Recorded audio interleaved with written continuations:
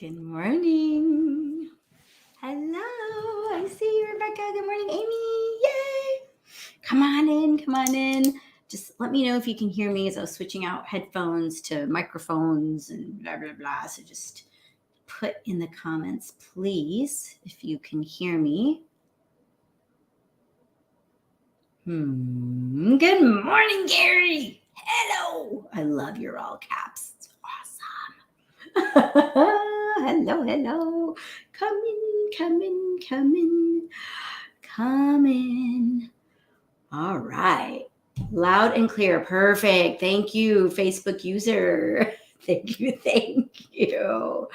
All righty. Yes, we started off a little bit late today. I apologize for that. But come on in. If you're joining us live, say hello, hello, hello in the comments. If you're joining us for the replay, put hashtag replay so I know that you were here. Because sometimes I can't see exactly who's here. And we are live today. Amy Klein, I have you twice. I have you as Facebook user, and then I also see your name, Amy. Strange, but that's okay. It's all good. Unless you have me live on two platforms, because we are live in the Path to Meditation Mastery, Meditation for Female Physicians, and on YouTube right now. So I'm multi-streaming. But anyway, it's all good. I know, weird. Totally weird. Yeah, I don't understand. It's fine. As long as people can get it, people can hear it, people can see it, it's all perfect and fixed in the drama of life. It's all perfect. Double Amy goodness. I know. It's fantastic. All righty. So yesterday, so for those of you coming here for the first time or watching for the first time, either on the replay or live, I want to introduce myself. I'm Dr. Disha Phillip, cardiologist who deals with all matters of the heart and founder of the Path to Meditation Mastery. And created the group Meditation for Female Physicians because I got a download, calling, whatever you want to call it, that it's time to come out of the spiritual closet and share all that I have learned and the wisdom that I've gained through the journey of life and through multiple courses and multiple teachers and guides and souls out there that have helped me see life from a way that actually feels true and authentic and brings me joy. So several years ago, heard Dr. Deepak Chopra talk about the fact that we are not human beings seeking a spiritual experience. We are, in fact, spiritual beings having a human experience. And I heard that, and he was quoting, I always have to write down his name, Pierre Teilhard de Chardin. He is the original one who said this statement, and it resonated as truth. I don't think I fully understood what he meant, but I knew in my heart that is truth. Okay, so not that I became an embodiment of joy just by hearing it, but I had a little inkling like, he's onto something here. So speaking of, so many people, when I go and I give talks about meditation, I'm also on the board of the American Heart Association, and we talk about stress resilience and whatever. And many people, myself included, when I first heard about meditation, the first thought that came to me was like, no way, I am way too busy. And so yesterday I wanted to share a patient story because I was like, ooh, I got to share this one in the group. So I will present it as a clinical case. Okay. 42-year-old female comes to me, the heart doctor, right, to the cardiologist because of hypertension palpitations. Okay, so my physician sisters will appreciate this. So sorry for the few non-physicians that are here, but it's perfect. Okay, so 42-year-old female with a strong family history of coronary artery disease presents with hyperlipidemia, actually, an abnormal calcium score, so has evidence of atherosclerotic disease or coronary disease in her arteries at the young age of 42. Hypertension, palpitations is here. So she came to me for follow-up yesterday, and she had just had surgery, and initially she said, "Yep, I'm doing well." I'm like, "Okay." I noticed that her blood pressure is up. She didn't bring the log, and she has this energy of anxiety. I'm going through her medication. She's like, "Yeah, they just started me on, I just took one dose." Oh, by the way, she also lost a lot of weight because she had gastric bypass surgery. And so she's several years ago. So it's hard for her to tolerate certain medications. And she's like, they just started me on duloxetine, which is an SSRI, right? Which is a medication for anxiety and depression. I'm like, "Well, what's going on?" And she's like, "Well, I feel really nauseated because I took the first pill today and I just don't feel really good. And, they just started me on this." I'm like, "Well, why?" She goes, "Oh, my life is just so stressful." I'm like, "Well, what's happening? Like, why did they suddenly put you on this? What's going on?" And she's like, "Doctor, I cry every day." Right? So she's crying every day. I'm like, "Why?" And she's like, "Because she's got two children, one who is in the preteens and challenging, for lack of a better word, actually called the cops on her last week because whatever XYZ situation arose, she's like, "I wasn't doing anything. I was just telling him to just brush your teeth, for crying out loud." And her other daughter, younger daughter, has ADD, needs medications. Oh, and she was telling me that she was having trouble remembering all her medications. And now she's determined she's got a pill box for the family. And so she's not gonna miss her blood pressure medicines, and she's got this. This is what I'm gonna do. She's like, "I'm crying every day, and my 9-year-old is bringing me tissues, and my mother, who had bypass surgery in her 50s, is now 92 pounds, and I can't just right." And I was like, okay. And I'm like holding her. I'm like, I got you. Right. And I'm like, "What are you doing for your self-care? And do you have a spiritual practice?" And she's like, "No, I don't have time for all that. I don't have time for all that." She's like, "Look at all this stuff that's happening." I was like, "I get it. I hear you." I'm like, "Have you explored anything? Have you explored any meditation? Do you do any yoga? Do you do any mindfulness breathing? Anything?" She's like, "No, I don't have time." And I said, "Hold on." I said, "You are the exact person who needs to make the time." I'm like, "I was in your shoes years ago.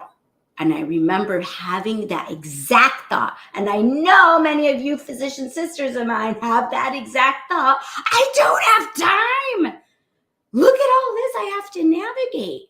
Both children on psych meds, my mother who's I'm terrified is going to die, right? Nobody's paying attention to her. I have all this stuff to navigate, right? She's actually works as a PA. Actually, she doesn't work because she doesn't work because she can't work because she's got all this stuff that she's finagling. And so here's the thing that I had to teach her. And I remember 2014, my clinic manager coming into the office when I was nursing nursing one baby, the other one sleep training the other one, and working 70 hours a week. My husband's working on his own business. We're like two ships passing in the night, and no connection there. And I'm just spinning, pumping, sleep training, up at night nursing, going to work, and right. And my clinic manager comes into me and says, "Doc, what is going on with you? You look like your mind is going a million miles a minute." And I was like, "Oh my God, I thought I was hiding it well, but I wasn't." Has anybody been there? Tell me in the comments if anybody has been in that place where you're just spinning with all the different roles that you're playing, right? Mother, daughter, wife, doctor, sister, friend. And it just seems like every single role that you're playing has its own musical score and dramatical score and the ups and downs and its own little movie. And you're the leading actor or actress, and you have to be the hero for all of it, right? So put it in the comments if anybody can relate to this, okay? Either now or later if you're watching on the replay. And so what I had to learn for myself, like that was the wake-up call I needed for myself. Like somebody at work was noticing and this was affecting. I was like, oh shit, I better do something, right? And so that was my wake-up call, that I needed to find another way. So here's the thing. The level of consciousness that you have that has created the problems, right? And you'll say, I didn't create this problem. I didn't ask for a kid who's going to be this way. And I didn't ask for a mother who's going to be this. No, stop. Right? You can keep spinning. Okay. In that. And if that's where you want to be, you can be in that place. And I think most of you physician sisters who decided to come into this group raised your hand and said, no, I need a different path. Because the level of consciousness that created the problem and is creating the drama is not the level of consciousness that is going to find the solution. So if you just keep saying, but, no, but then I have this, no, but same consciousness. So we have to stop. And so what's the first step that someone can take? So when you're in this spiral, you're literally in your fight or flight response. Your cortisol. So just from that medical standpoint, remember, we know this. When you're in fight or flight, your cortisol levels through the roof. Your epinephrine, your norepinephrine is through the roof, right? It's not surprising that our blood pressure is high and we're having palpitations because the heart's like, right? And it's not surprising that, oh, now we have diabetes or pre-diabetes because our cortisol has been at peak and now our blood sugars are through the roof. Right? These are the effects of saying I don't have time to slow down and stop and care for myself. The other thing that this patient said was like, I hate who I've become. I hate who I am. I cry every day. I'm snapping at my kids. I'm like, I know. I've been there. I used to come home and just order, correct, and direct all of my family. My husband would say to me, can you just go take a nap or something? Which was very wise, actually, because that's exactly what I needed. And so it doesn't have to be that way, okay? We have to turn on our endogenous healing response. Our endogenous, just like our fight or flight response, is our survival instincts when the tiger is chasing us in the woods. It could be when my own kid is calling 911 on me, right? Because he's pissed that I made him brush his teeth, or I'm telling him over and over again to brush his teeth. So he gets mad and he decides to do that. Okay. So yeah. So you may go into fight or flight because this is the kind of stuff that you're navigating. And I want you to know with certainty that we don't have to constantly go into fight or flight. We can become a detached observer, and we can turn on our endogenous relaxation response, okay? So one of the first things, the first step that we can take when we find ourselves is just stop, remind ourselves that this is a bad movie and it's in the drama. And if I get sucked into this, you're just, what I picture in my mind is just sprinting through the woods with that tiger just after me, okay? But if we stop, turn around, look at the tiger and be like, you're not real. I have got this. The tiger disappears and we stop and we take a huge deep breath right into our hearts and remind ourselves that I am a being of love. I am so triggered by my kid right now, and I love him no matter what. And I am not going to allow myself to get sucked into the drama. I see what is happening for what it is. I'm not going to die in this moment. I will navigate this because I always have before. I've made it this far in life, navigating one challenge after another. You are the hero in your hero's journey, slaying the dragons. Deep breath in, right? And breathe out. This is there is science behind this very act. Those at the Heart Math Institute have done tons of research on the impact. Yes, Rebecca says, oh yeah, the sleep deprivation of simultaneous nursing and sleep training. Don't miss that. Know that all of this, all of the drama of what's going on, whether it's that sleep deprivation with young kids, whether it's navigating being in the sandwich generation of trying to take care of your parents and your children, who of course have mental health issues as well. There's so much being diagnosed, especially after the pandemic, right? Being at home forever. We can say what all the reasons are, okay? Whatever. That's beside the point. It is what it is right now. And the question is, how do we be authentic to our true selves and be empowered and unshakable no matter what is thrown at us? How can we be that? We must separate ourselves and short circuit that moment when we're getting hijacked. So we have to recognize that we are getting hijacked in the drama of life. Because why do we have to do that? Because we are unable to help anyone when we are hijacked in the drama. And as docs, we know that, right? We know that. And as even if you've ever been a patient as a doctor, right? Who do we want operating on us? We don't want the surgeon who's spastic and freaking out, throwing scalpels everywhere.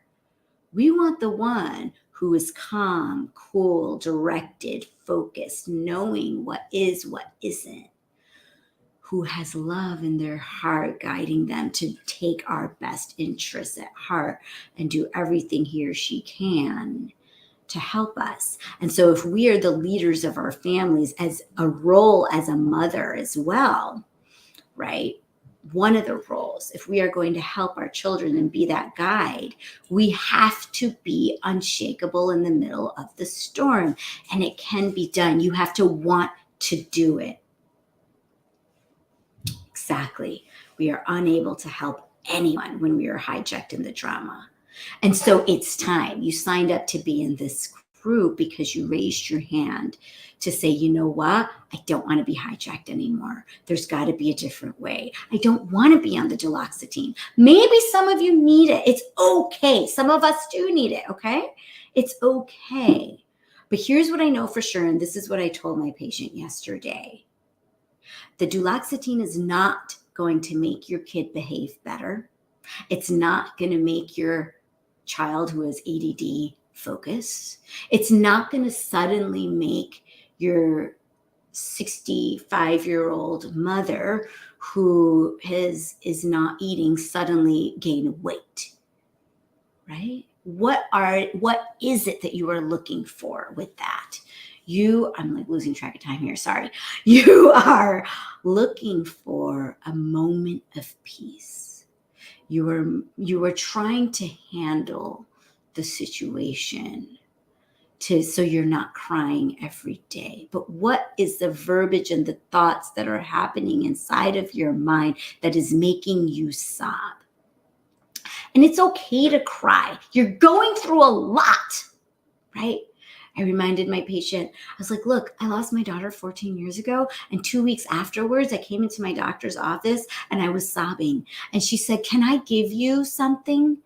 And I looked at her and I said, you know what? There's a lot going on and my daughter just died and I'm going to cry about it. And I'm sorry if that makes you feel uncomfortable. I think it would be weird if I walked around like nothing happened, as if I was a robot, right? So yeah, you got a lot of shit going on. And sometimes we need to take a hot minute, sob, let that energy flow through us, get back to our center, take those deep breaths in, short circuit our sympathetic nervous system, turn on our parasympathetic nervous system, remind ourselves this is all BS in the drama, and I am a pure, peaceful soul playing this role. And what is it? Who do I have to be and become, or remind myself of my truth, of who I really am, so I can exude love for myself and for my children? And the other reminder, we cannot give and love and be that loving mother, daughter, whatever, doctor, if we haven't taken the time for our own self-care to love ourselves. We cannot give love when our well is totally empty. And when we've gotten to that point where we're spinning, we are on empty. Our battery is red. You know, on our cell phone, when the battery charge is totally down, it turns red. Plug me in, plug me in, plug me in before I die. Same thing goes for us. So what are you going to do today to take a hot minute for yourself? It may look like taking a walk in the woods. It may look like stepping away for a second, taking a walk, going to get a massage, something, any step you can take, right? Our soul sister here too, Dr. Diana Londoño, has her program, Physician Coach Support, free. Okay. Check it out if you're spinning and you don't know how to get out. Come here. Let me be the instrument to remind you. We're talking about it every day. Look at the old videos. Because this drama, the spin, is not your truth. It's not who you are. It's not why your soul came into this body. Your soul came into this body to be a being of love because you have a calling to heal. But physician, heal thyself first. Okay? All right, we're going to practice the heart math now. And that's what we're going to do. Baby steps. Okay? And I'm going to guide you all the way through. And that's what we're going to do for the next few minutes. So get comfortable wherever you are sitting. Close your eyes and visualize your heart in the center of your chest with 2 nostrils, one in the right ventricle, one on the left. And let's take a deep breath into our hearts through those heart nostrils and visualize it expanding with life force giving oxygen, healing oxygen. Breathe into your heart.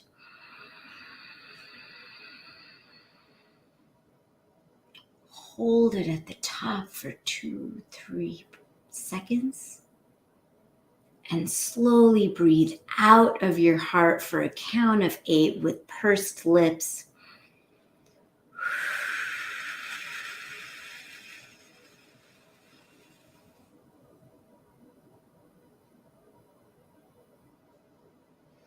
Breathe into your heart, and this time, as you breathe into your heart, remind yourself that I am a being of love. Breathe into your heart.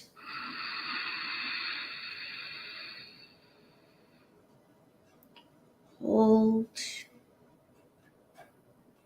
Breathe out of your heart. And let those loving vibrations go to every single cell and organ in your body. And as those loving vibrations come over your organs, it's like a soothing balm to take the edge off. Breathe into your heart one more time. Breathe in. Hold. And exhale those loving vibrations and let them seep out of your pores into your room, into your home, out of your house, all the way out onto the planet. Know that as we heal ourselves first, only after that we heal others. Breathe normally. We're going to finish off with our 4 intentions. When you hear them, as I say them, repeat them silently as truth for you. Joyful, energetic body. Joyful, energetic body. Loving, compassionate heart. Loving, compassionate heart. Reflective, alert mind. Reflective, alert mind.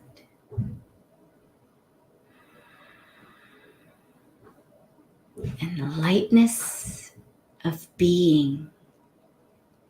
Lightness of being. Continue to rest. And when you're ready, you can slowly open your eyes, wiggle your fingers and toes. Give yourself a big stretch. And bring your palms together to your heart center and just give yourself a moment of gratitude for showing up, for being here today. And from this place where we've had a little bit of charge, we can give a blast of love and light energy to ourselves, out to our family, to our children, to our community, to our city, our state, our country, to all the countries on this planet, to every single brother and sister soul on this planet. And from there, we can give a blast of that energy out into the universe. And from there, it gets boomeranged right back to us.